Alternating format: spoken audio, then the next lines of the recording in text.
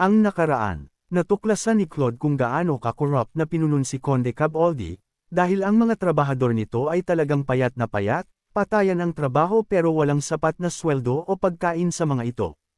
Pagpapatuloy, bilang pinakamalaking supplier ng bakal sa buong Hilaga, ang lupain ni Conde Cabaldi ay puno ng mga pandayan at gawaan ng bakal, higit pa sa anumang ari-arian sa buong kaharian.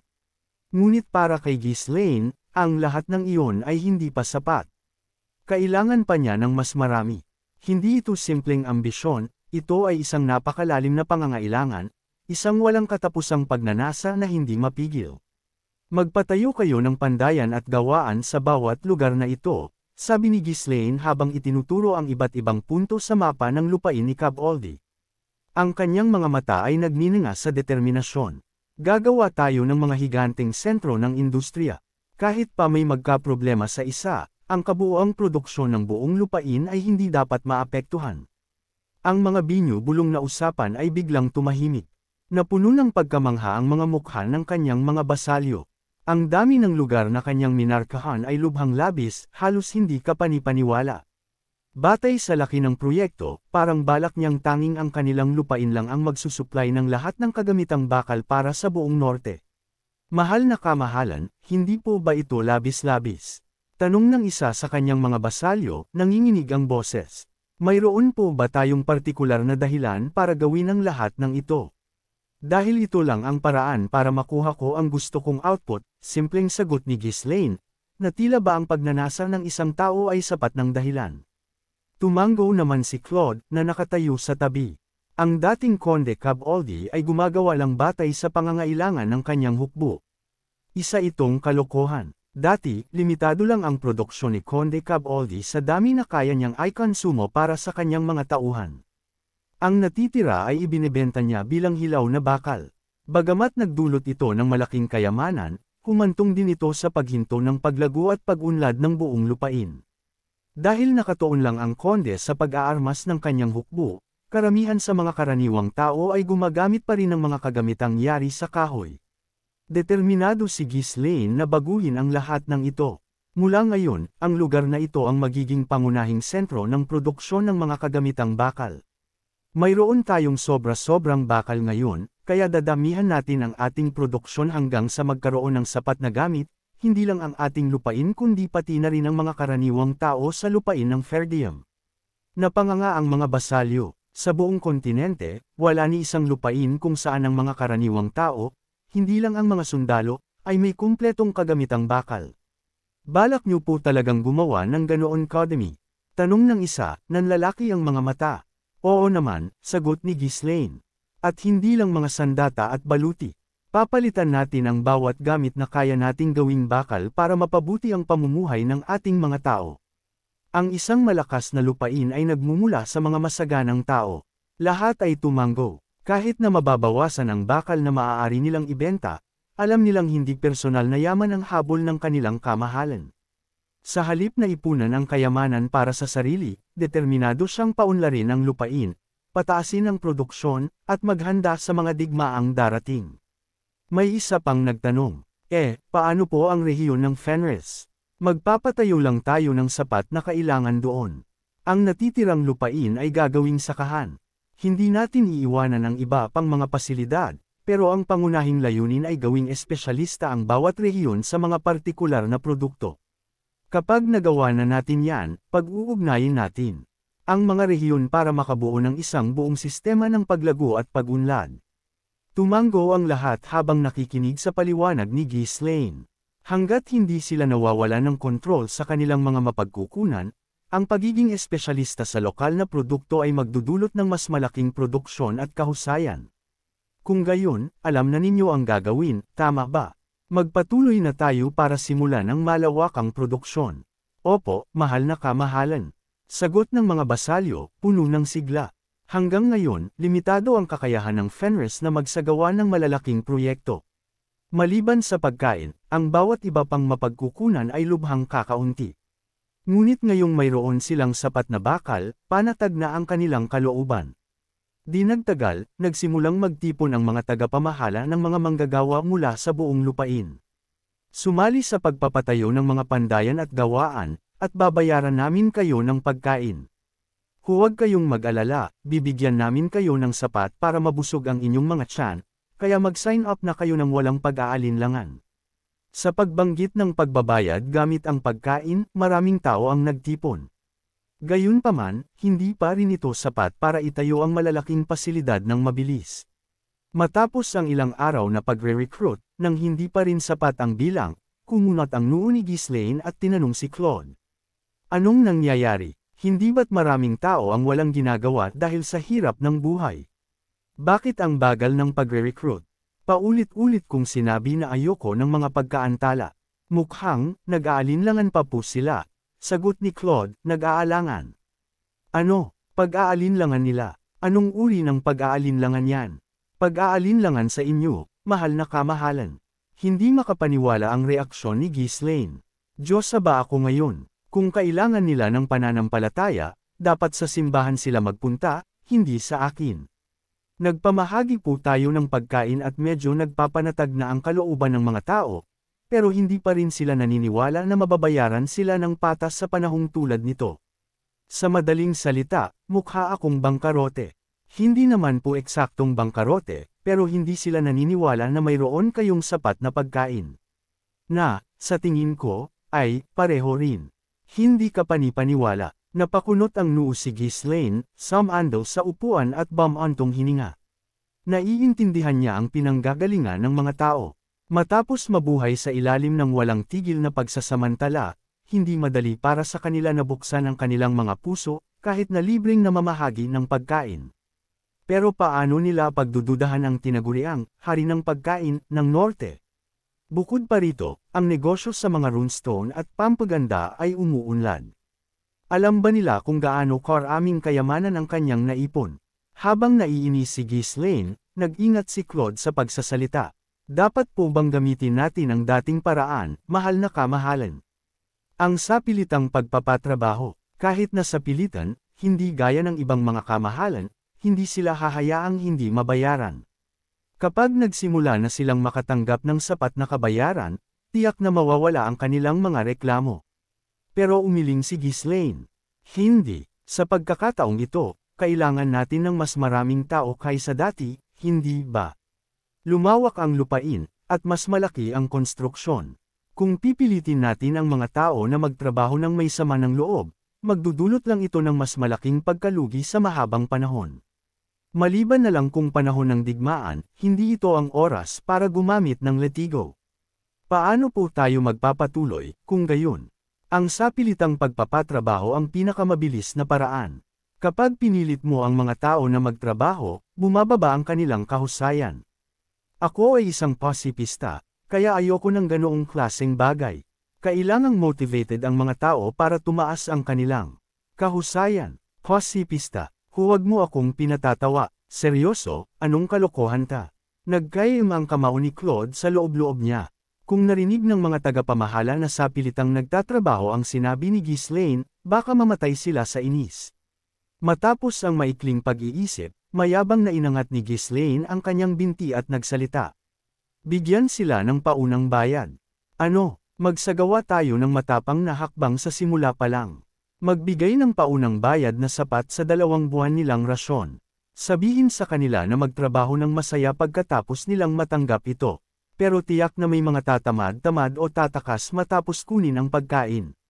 Kung gayon, patayin na lang sila. Ang mahalaga, mabilis na kakalat ang balita kung gagawin natin ito.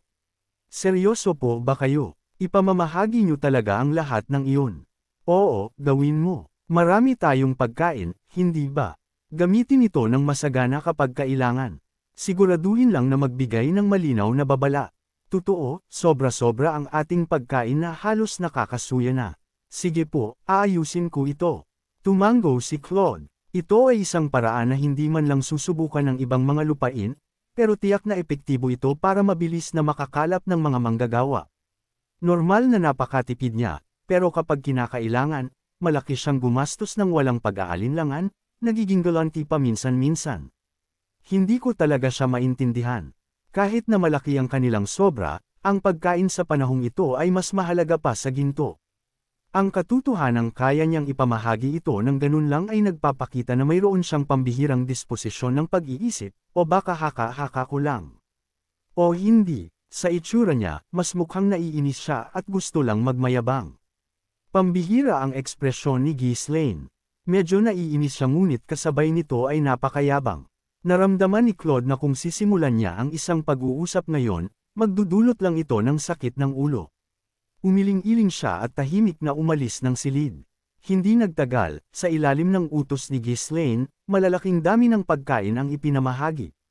Sa pagkakataong ito, hindi ito para lang sa pagpapanatag ng kalooban o para sa palabas, ito ay tunay na ibinigay bilang paunang bayad. Samantala, sabay-sabay namang nagkalat ng mga balita si Lowell, ang opisyal ng intelligence, para manipulahin ang opinyon ng publiko. Talagang namimigay sila ng pagkain bilang bayad sa panahong tulad nito. Posible ba yan? Mukhang totoo ngang mayroon silang napakalaking imbakan ng pagkain, tulad ng sabi-sabi. Narinig ko na ang bagong kamahalan ay kilala bilang Hari ng Butil ng Norte. Sa lugar daw niya, mas masarap pa ang kinakain ng mga asong kalye kaysa sa atin. Kung ganoon kadami ang kanilang ipinamamahagi, wala tayong pagpipilian kundi magtiwala at sumunod sa kanya. Hindi siya tulad ni Conde Caboldi. Sa mga tao, nagsimulang umusbong ang pag-asa, na baka magbago na talaga ang mga bagay sa pagkakataong ito. Hindi ito mangyayari agad-agad, ngunit isa itong magandang senyales. Sa dami ng mga taong nagtipon, naging madali ang pagre-recruit ng mga manggagawa. Hindi lang ang mga pandayan at gawaan kundi pati na rin ang iba pang mga pasilidad at tirahan na kailangan ay sabay-sabay na sinimulang itayo. Sige, simulan na natin.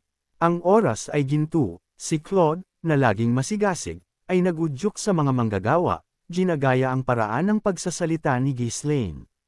Ang konstruksyon ay hindi lang tungkol sa pagtatayo ng mga gusali. Kailangan din itong matiyak ang mga mapagkukunan, transportasyon ng mga materyales, at pag-uugnay ng iba't ibang gawain. Hindi nagtagal, ang mga gubat at kabundukan ng lupain ni Conde Caboldi ay unti-unting nakakalbo, at ang mga materyales ay dumarating mula sa lahat ng direksyon. Kabilang sa mga na-deploy sa malawakang proyektong. Ito ay ang mga dwarves at mga mages. Napakagandang bakasyon ko. Bumalik ako matapos magpahinga, pero gusto ko lang magpahinga pa ng mas matindi, bulong ni Galberec, malungkot ang ekspresyon. Hindi rin masaya si Alfoy. Ang apoy sa loob ko ay namatay na, wala na akong lakas ng loob. Kahit na sandali lang silang nagpahinga, tapos na ito ngayon. Para may tayo ang mga pandayan at gawaan ayon sa pamantayan ni Ghislaine, kailangang manguna ang mga dwarves. At para mapabilis ang konstruksyon, kailangan din ang tulong ng mga mages. Sa kabutihang palad, dahil pamilyar na sila sa konstruksyon, mas mabilis ang trabaho kaysa dati. Sa dami ng manggagawa, tuloy-tuloy ang trabaho. Ngunit may isang malaking problema. Kahit na marami ang manggagawa, kulang naman sa supervisor at tagapamahala para ayusin at pamunuan sila. Hindi maiiwasan, kinailangan ng mga mages at dwarves na maging tagapamahala at tagapagturo rin ng konstruksyon. Lintik, nanginginig na ang braso ko, hindi ko na kaya. Hayaan niyo akong matulog ng maayos. Pakiramdam ko, babagsak ako. Hindi, mamamatay ako nito. Ang pinakamahina sa kanila, si Alfoy at ang mga mages, ay bumagsak na sa lupa. Ang pag-ukit ng mga magic circle at walang tigil na paggamit ng mahika ay nagtulak sa kanilang mga katawan sa sukdulan. Kahit si Vanessa, na nagtatagal dahil sa kanyang walang hanggang sigla at determinasyon, ay nakatulog habang nasa gitna ng pag-ukit ng magic circle. Sinubukan nilang magtiis sa pamamagitan ng paggamit ng mga recovery spell sa isa't isa, ngunit bilang mga fire element mage, ang epekto ng healing magic ay hindi sapat. Kakailangan din naming magpahinga. Sobrang pagod na ako na hindi na gumagalaw ang mga kalamnan ko. Ang mga dwarves, sa huli, ay ibinaba na rin ang kanilang mga martilyo. Sobra na ang trabaho. Nang marinig ang balita na bumagsak ang mga mages, dumating si Ghislaine para alamin ang sitwasyon. Nang tuluyan ng sumuko ang mga dwarves, tumanggaw siya na tila naiintindihan niya ang lahat. Wala tayong magagawa. Sa tingin ko, wala tayong pagpipilian kundi gamitin ang lihim na sandata. Lilihim na sandata. Ano yon? Tanong ni Alfoy habang kumukunot ang noo, samantalang lumingon si Ghislaine at sumenya sa isang tao. Isang lalaki, na nag-aalinlangan sa likuran, ang bamantong hininga at dahan-daang lumapit. Nang makita siya ni Alfoy, nalito siya. Isang bagong pari. Paano yan naging lihim na sandata? Si Piet, matapos mabihag ni Ghislaine, ay nagpagaling sa mga sugatan at may sakit sa lupain. Dahil sa kakulangan ng mga doktor, napilitan siyang alagaan ang maraming pasyente. Nakakapagod talaga, ngunit bilang isang tapat na pari, masipag siyang nagtrabaho ng may isang layunin, ang pagbibigay ng biyaya ng Diyosa. Gayunpaman, nang medyo sanay na si Piet sa pag-aalaga ng mga pasyente, hinayla siya ni Ghislaine sa construction site. Si Alfoy, na nakatitig sa pink na buhok ng pari, ay nagtanong ng nanginginig ang boses. Hindi mo naman siguro balak gamitin ang divine power sa amin, di ba? Walang imik na tumanggo si Ghislaine na may mabait na ngiti. Galit na ikinaway ni Alfoy ang kanyang mga kamay bilang protesta. Huwag po, hayaan na lang po kaming magpahinga. Hayaan nyo kaming maging mahina ngayon. Simulan na natin, kaibigan. Sa mga salita ni Ghislaine, naglakad si Piet patungo sa mga mages na may malungkot at madilim na ekspresyon. Lagi niyang ginagamit ang kanyang divine power kamakailan at gusto na niyang magpahinga. Ngunit, sa tuwing magre-recharge na siya, tatawagan na naman siya sa ibang lugar, na nagpaparamdam sa kanya na kamatayan na ang magiging kaluwagan. Sa likas na ugali, si Piet ay mahinhin at mahiyain, kaya imposible para sa kanya na tanggihan ang mga utos ni Ghislaine. Patuloy siyang hinihila mula sa isang gawain patungo sa isa pa. Di nagtagal, kumalat ang nagniningning na liwanag mula sa mga kamay ni Piet. Ang tunay na epekto ng divine power ay ang pagpapahusay sa pagbabagong buhay at sigla. Sa pamamagitan nito, maaari niyang pagalingin ang mga panlabas na sugat at magbigay ng lakas para malampasan ang mga karamdaman.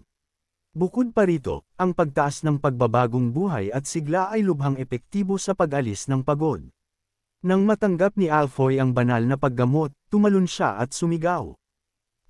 Bumalik na naman sa buhay na parang alipin. Ano ba? Huwag mong gamitin ang divine power para sa ganitong kalokohan.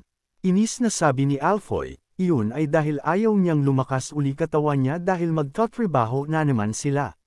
Hindi ito gaanong naiiba sa isang necromancer na nagbabalik ng mga patay.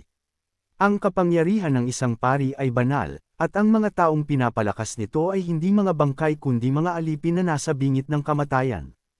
Iyon lang ang kaunting pagkakaiba. Paulit-ulit na nangyayari ang eksenang ito sa buong lupain. Ang mga dwarves, na nagngangalit ang mga ngipin, ay bumabangon muli, tulad ng iba pang mga opisyal at tekniko.